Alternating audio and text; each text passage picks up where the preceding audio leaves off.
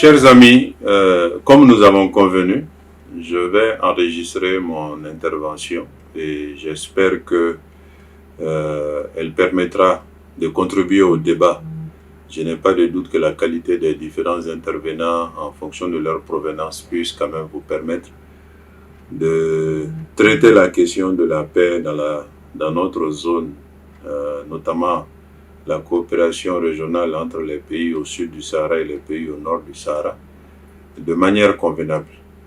Et comme je le disais tout à l'heure, quand j'ai commencé l'intervention, pour moi, d'abord il faut un préalable. Le préalable, c'est d'imposer la narrative de la paix dans nos pays.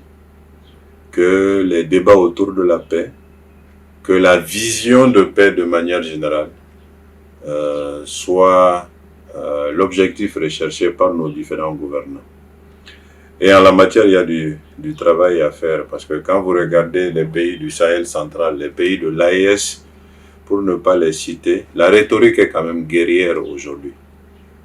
La rhétorique est guerrière, parce que cette rhétorique guerrière aussi, c'est ce qui a permis aux différents pouvoirs de se consolider, en essayant de mobiliser les populations contre les ennemis de l'intérieur, les rebelles, les terroristes, et les ennemis de l'extérieur, c'est-à-dire leurs parrains supposés, puisque à chaque fois, vous entendez les pouvoirs dire que les terroristes sont soutenus par les puissances étrangères. Et tant que cette rhétorique constitue, je dirais, l'ADN des pouvoirs, il va être difficile de s'inscrire clairement dans une dynamique de paix.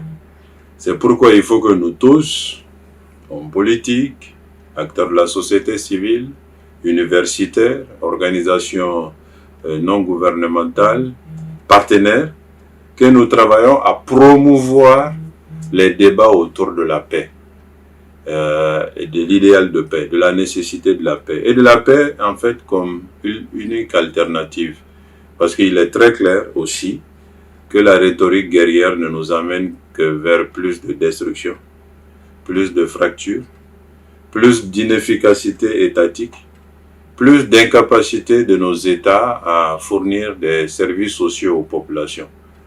Autant de choses qui poussent les populations en fait à s'inscrire dans une dynamique violente. Donc la rhétorique guerrière, clairement, elle est en train d'échouer. Et quand on regarde la situation dans nos pays, les pays de l'AES en particulier, il y a plus d'insécurité aujourd'hui qu'il y a quelques années. Il y a plus d'incapacité aujourd'hui qu'il y a quelques années. Il y a plus de problèmes entre les communautés aujourd'hui qu'il y a quelques années. Nous sommes encore plus loin de la paix et de la réconciliation qu'il y a quelques années. Donc il faut continuer à parler de ça. Il faut continuer à imposer cette dynamique et cette nécessité de paix véritable, de dialogue entre les composantes nationales, de collaboration et de coopération régionale pour consolider cela. Là, c'est pour moi le premier élément sur lequel j'insiste par rapport à la notion de franchir les frontières de la paix. Il faut d'abord imposer le débat autour de la paix et faire en sorte que la paix soit dans la vision et dans la gouvernance de nos pays. Maintenant, dans un second temps, il y a l'idée du dialogue. Et je sais qu'il y a au moins un panel qui est réservé à cette question. Le dialogue aujourd'hui s'impose à nous, parce que si on veut faire la paix, il faut discuter.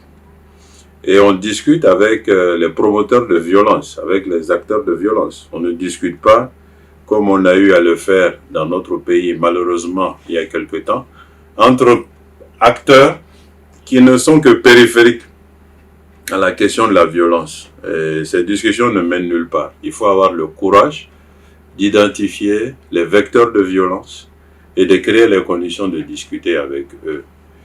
Cela impose de discuter avec les groupes rebelles, pour le cas du Mali en particulier, et cela impose d'avoir le courage de discuter avec les groupes dits terroristes, djihadistes, comme c'est le cas au Mali, comme c'est le cas au Burkina, comme c'est le cas au Niger, et dans une certaine mesure au Nigeria, au Tchad ou ailleurs. Il faut avoir le courage de poser cette perspective sur la table, pour trois raisons.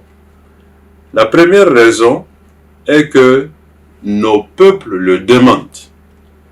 Chaque fois que les peuples ont été conviés à un forum, à une rencontre, ils ont indiqué clairement qu'il faut dialoguer entre les composantes nationales. Donc, si les peuples sont nos objectifs, il faut qu'on suive ce que les peuples souhaitent. Second élément,